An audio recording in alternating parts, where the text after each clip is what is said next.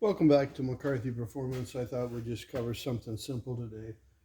That last video, I'm sorry, I really didn't want to throw it away. I don't know how the voice or the soundtrack got changed around from the video. Um, I'm going to try to get some better equipment, guys. Um, I put my soft plugs, freeze plugs, in with 620 Loctite. And these have been cleaned out with lacquer thinner. I usually wire wheel them first, depending on how bad they are, but basically I wire wheel all of them, unless it's a brand new block. Anyhow, I'm going to put some 620 on a Q-tip, and this stuff's expensive. There's guys that use silicone, and I've used Primatex in the past, and Indian Head, and anything else you could think of. But this I like using because I've done it for the last 20 some years this way. I've never ever had a problem. I've never some of the Fords and some other older engines, they get quite pitted, and this seems to help because this stuff will fill up some pits. Um, I used to use my finger. I try not to soak my finger in this anymore. So if you don't like a Q-tip, I used to put it on with my finger and spin it around in there. I put a light coat on the plug. If some of that fuzz off the Q-tip cotton gets on here, it ain't really going to do much. So I'll make sure we got a little bit on it. Like I said, this stuff is expensive. I can understand guys not wanting to use it, but I like the fact that I don't get any phone calls. And then this is an old piece of aluminum that I turned down many years ago. You can see it looks rough as hell. And it's actually a stop. So I can just take the plug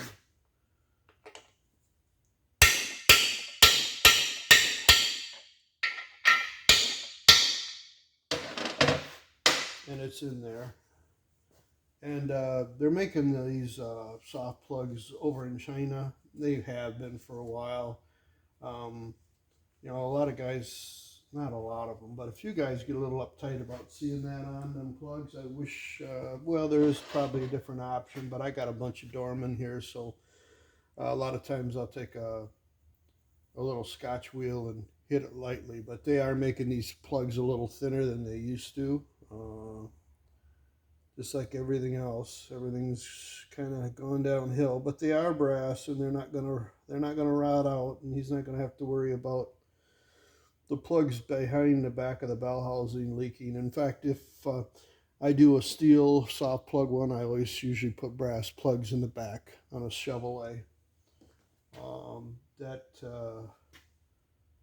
some guys don't want to spend the money for the plugs. That sounds kind of strange, don't it? I mean, they're not that much more money. But during COVID, there was a shortage of these damn things, just like everything else. And like I said, I've got enough plugs laying around that I'll put brass ones usually in the back. And I'm aware that they make stainless steel ones now too. But anyways, I always like to kind of get them close, lined up to at least guy can look at it and think that the guy that put the plugs in actually gave a shit.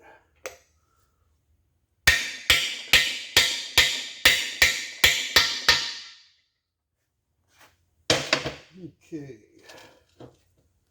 So, I mean, that's pretty basic stuff.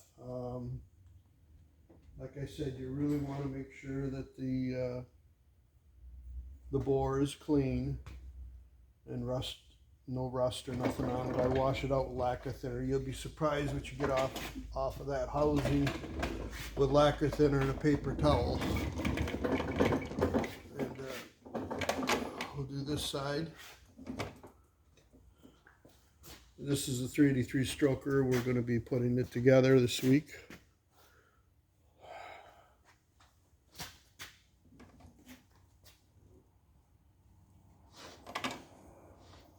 So we'll do this side.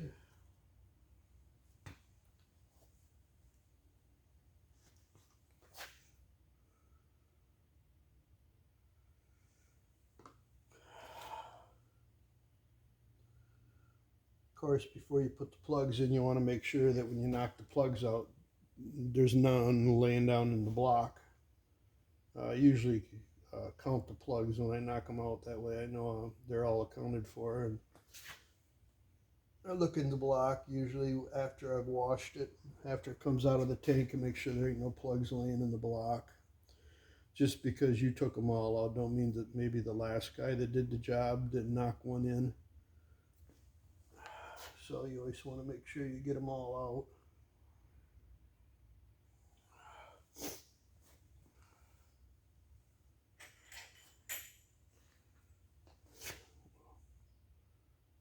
Put a little light bead around the plug.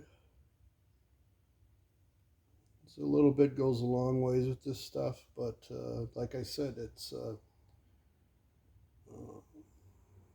it pretty much is foolproof. Make sure I got my plugs facing the right way. I got China like that. Yep, dormant on the top, dormant on the top. Looks pretty close to center.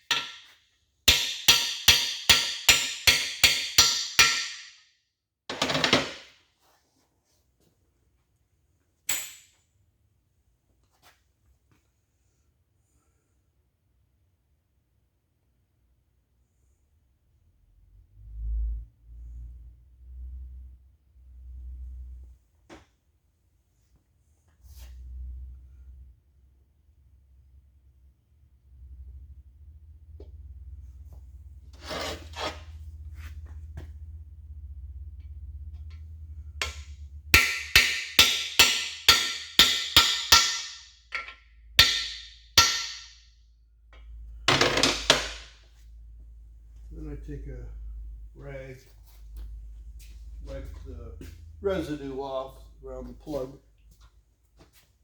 If I get some on the outside.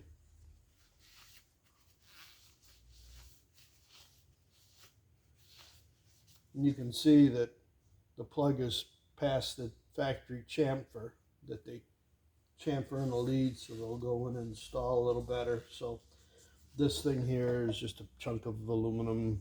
You can make it out of plastic too if you wanted to, and I just made it to the point where they use just deadheads, and that's a pretty simple thing.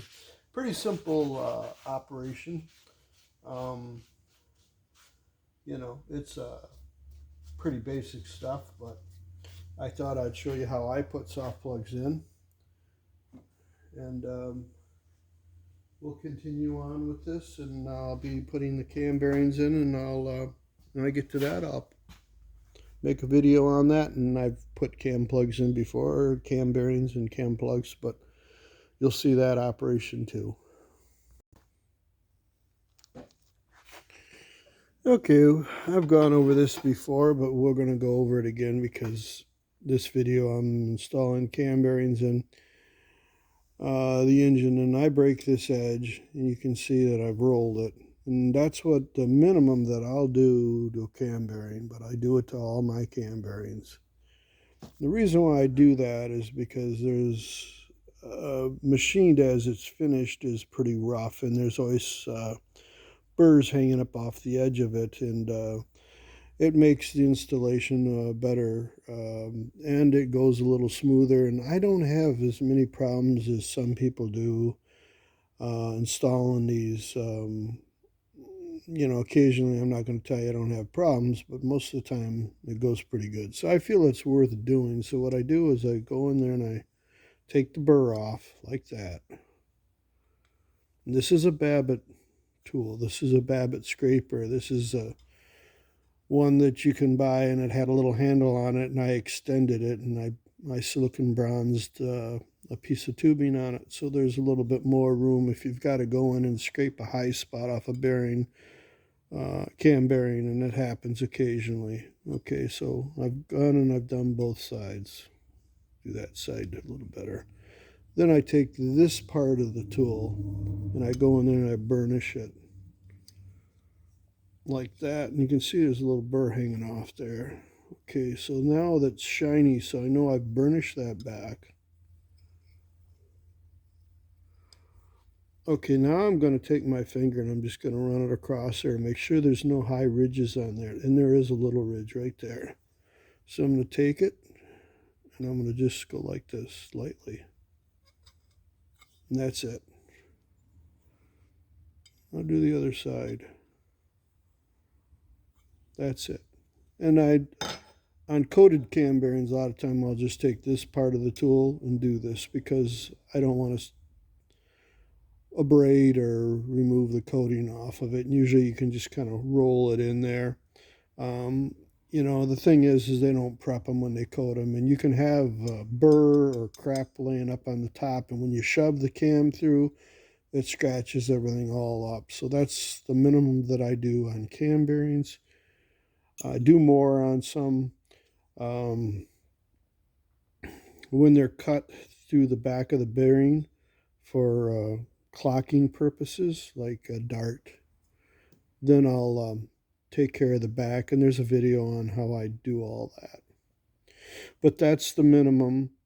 So we'll be putting cam bearings in, and I do clock them. And you know, with the small block Chevrolet, they're fully grooved in the housing, unless it's a real early block. I mean, really early. In big blocks, only the rear is grooved. So you can clock them pretty much wherever you want. I'm not going to get into all that because some guys feel that the way they clock them is better than others. Ways of doing it. And if you've got a technique and it works for you, fine. I'm not going to get into who does what and what works the best.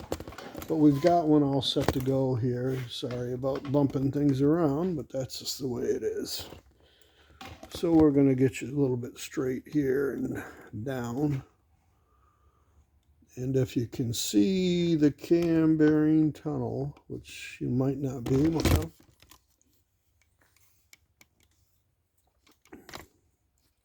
it's always hard to get in there.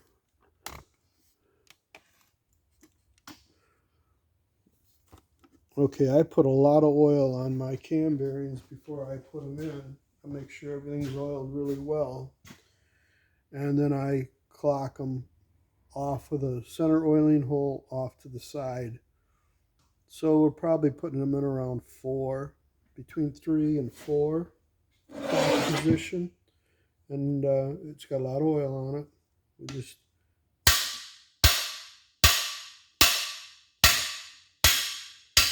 tap them in, and then I'll feel it and I'll look at it, and we can tap it in just a little bit further. You know, the back one has to be driven further than the housing bore. So you got to make sure that your tool does not hang up on the housing bore and that you damage that. And you also have to make sure that you use enough pressure that the mandrel doesn't fold up and drive the cam bearing on its finish, because then you'll have a problem. So we'll tap it a little bit further. That's good. Now I will check it to make sure that it's in the oiling hole is in the groove.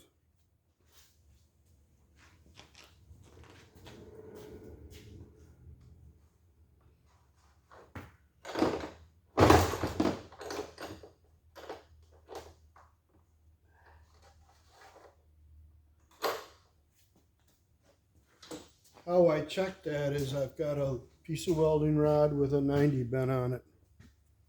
That's going to allow me to find the oiling hole.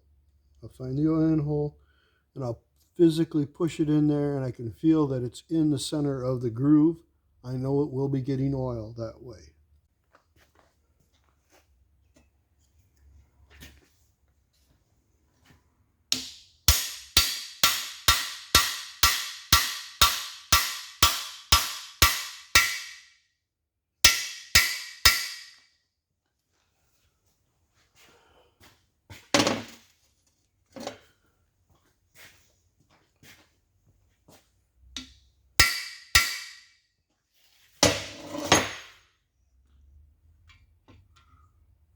Here we can go in a little further.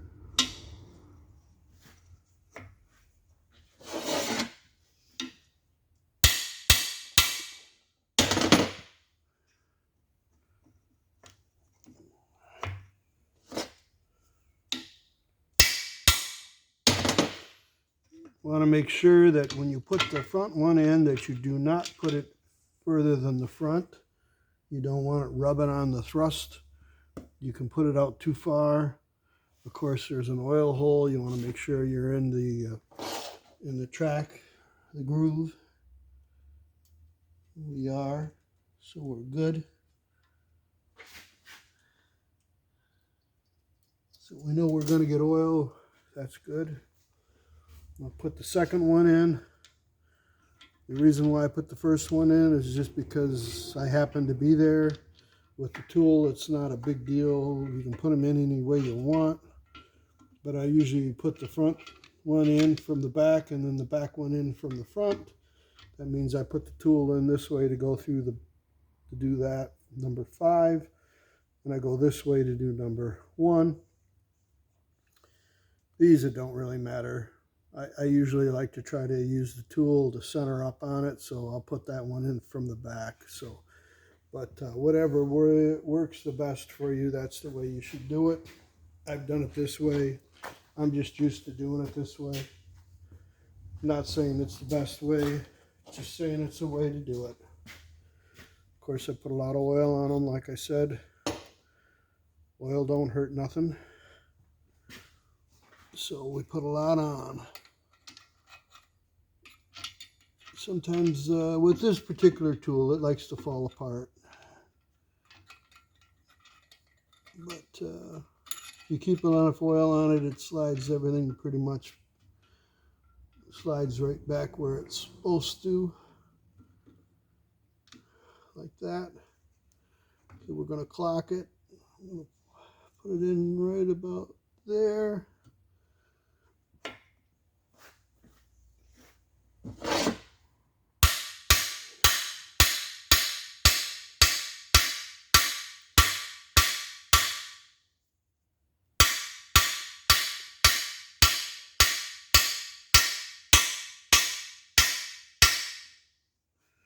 A little further. We'll stop right there. And of course, the last thing we're going to do is we're going to make sure the camshaft fits. And that's something you always should do. And if it doesn't fit, then you're going to have to figure out where and which one it's hanging up on. And then you will have to go in with a Babbitt scraper and slightly scrape it. Some people use Scotch-Brite. I'm not a fan of doing it that way.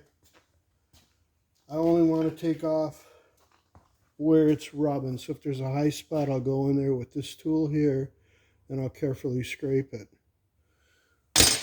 90% of the time, you don't have to do that. If you take your time, you put them in right, you don't cock them, you won't have a problem. So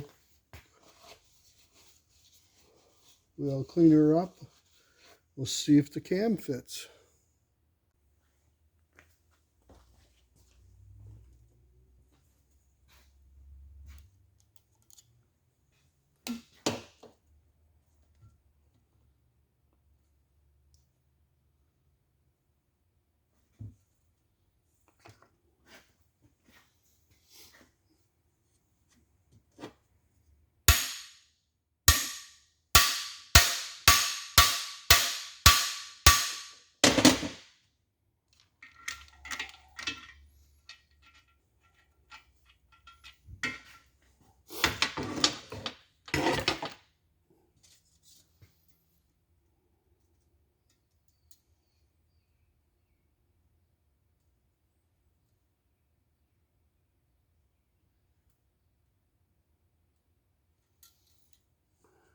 Okay, we're in the groove.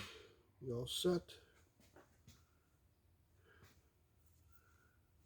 I'll probably tap it back just a little bit more. Not much, just a little tiny bit.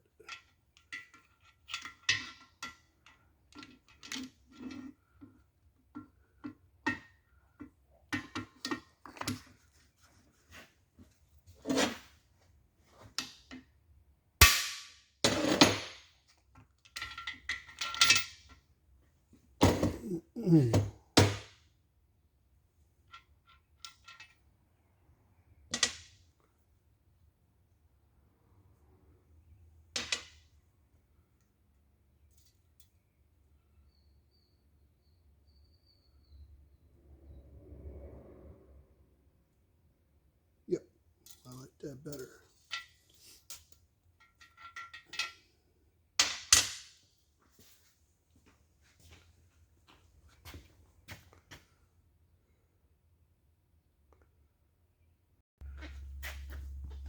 So we have the camshaft. We're going to try to install it. Hopefully it will go in. This is the cam that we are going to use in the engine. I do have cams that are cores that I use for other engines, but if I have the camshaft for the engine at the shop, I'll use the customer's cam. If not, I'll use one of my cams that I know that works fine. Everything seems to be fitting good. Everything seems to be good so far.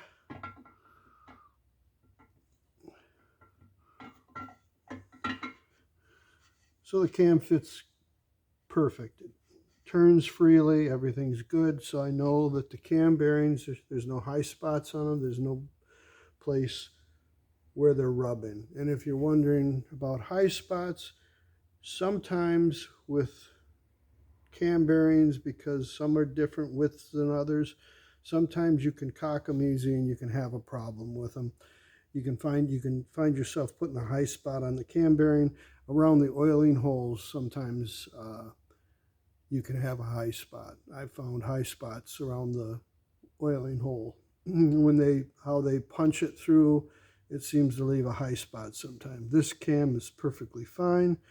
We're all centered up for the oiling for the cam, so I know that's good. Now I can put my cam plug in the back, and with the cam plugs is you always want to make sure that you have the right cam plug, and you want to make sure that you don't put it any further than you need to.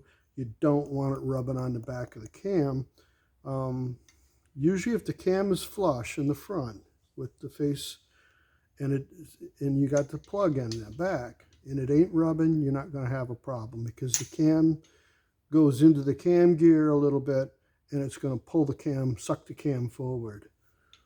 If you have one that's in too far, a lot of times you can take a rubber mallet and just tap it and push the cam plug back a little bit. But you always want to be aware of that. You don't want the cam rubbing and making metal, because it's going to go into the cam bearing and it's going to be in the engine.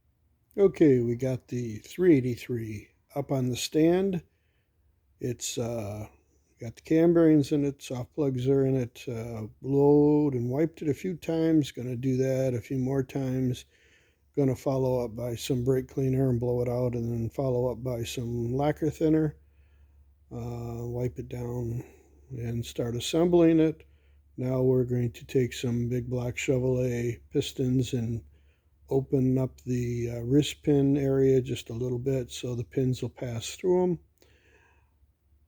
Not really fitting the wrist pins. Okay, what happens with them is when you take them apart, a lot of times you'll put a little bit of a burr on this edge and the pin will not effectively slide through anymore.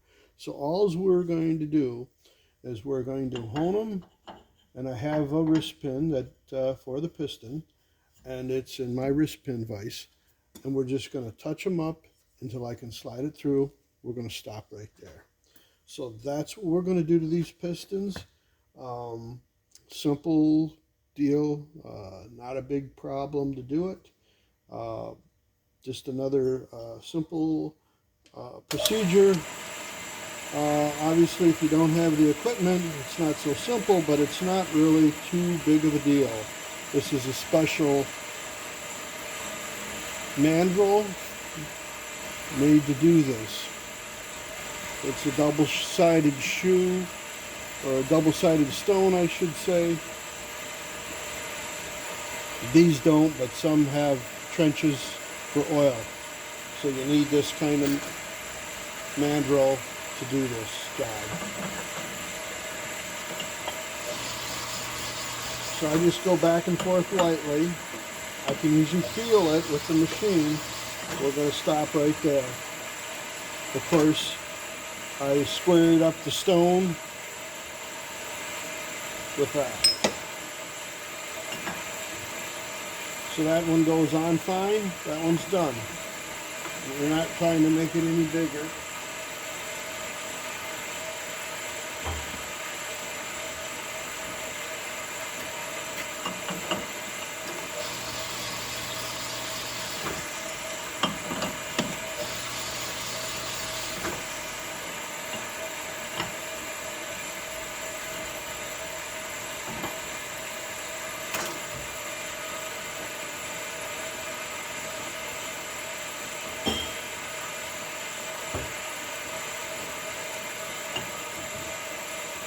They got just a little bit of a burr on them, not much.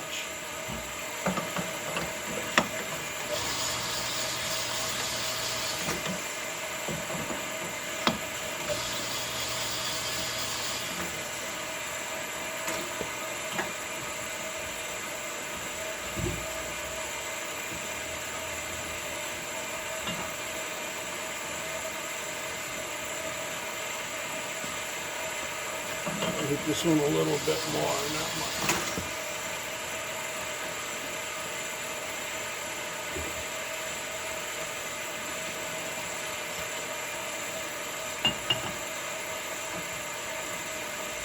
Okay, that one's a little bit worse.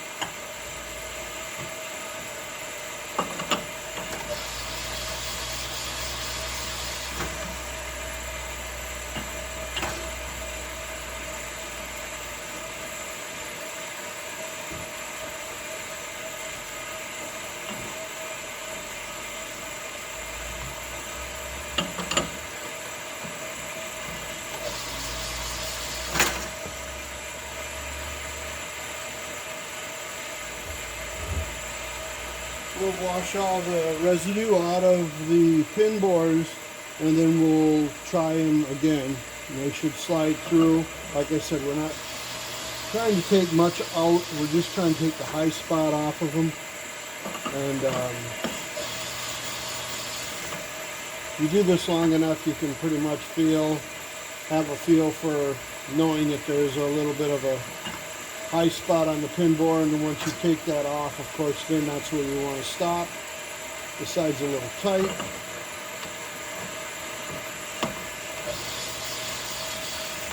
We'll stop there. Feels good.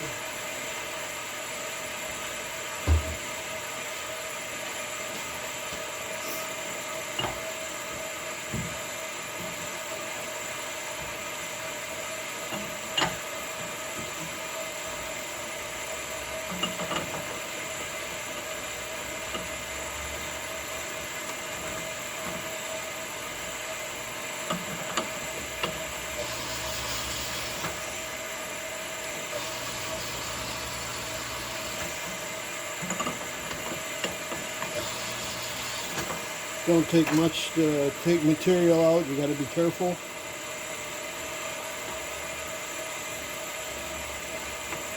That feels good. That feels good. So we're going to wash them all.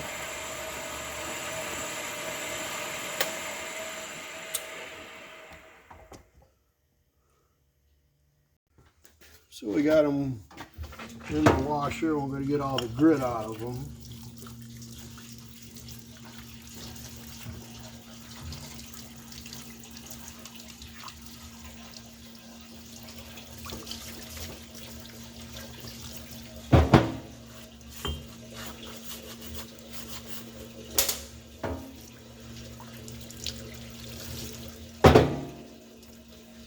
And we'll blow them out, of course, but you can see that I really didn't take anything out. You can see a little bit of cross hatching maybe in there. So now we're going to try it with pin. These are coated, so we got to be careful with them. We don't want to drag them around in the parts washer.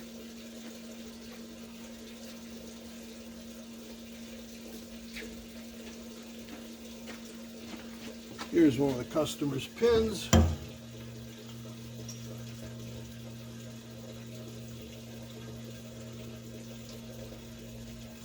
That's all we're looking for. When he polishes that pin up, it'll go right through there like butter.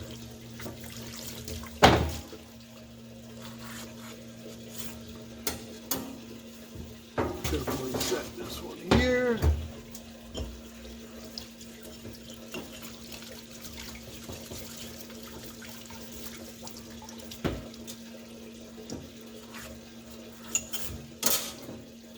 So this video is just going to be a lot of little simple things, basic stuff that's done in the machine shop during the day. But you know, it's a very important part. It's simple, but it's crucial.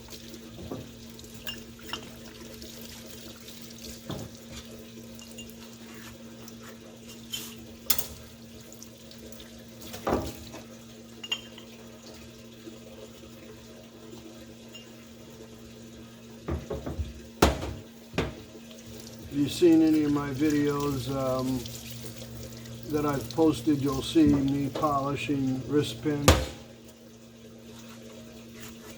We're not going to polish the wrist pins. He only gave me 2. If he gave me the whole set and he wanted them polished, I'd polish them for him. But he just couldn't get the wrist pins in the bores, and he wanted me just to touch them a little bit. So that's what we did. And we'll be getting back to putting the cam bearings in the 383.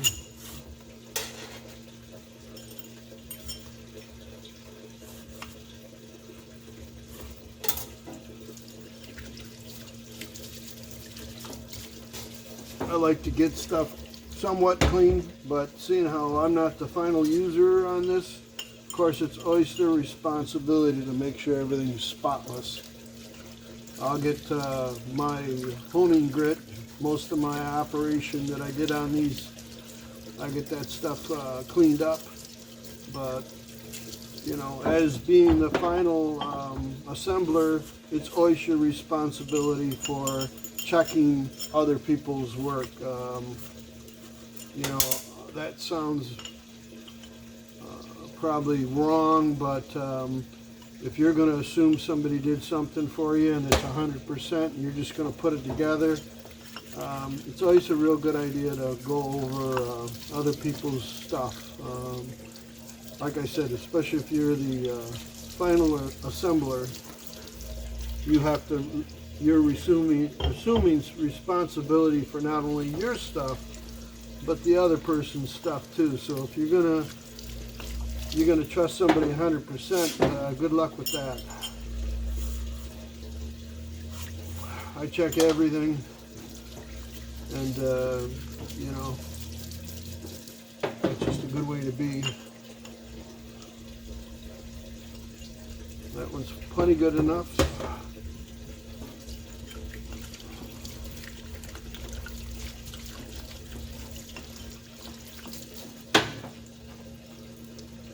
So just a lot of little things today, and we'll get back on the 383. These just popped in and I wanted to get them done, and seeing how I was in the middle of the 383, I thought I'd put it on this video. So I guess that wraps up this video. Thanks for watching. Be back on 283 after I get 383 finished up. And then got some big blocks coming in. I've got a 632 I may put together to try to sell. I don't know. Well, thanks for watching.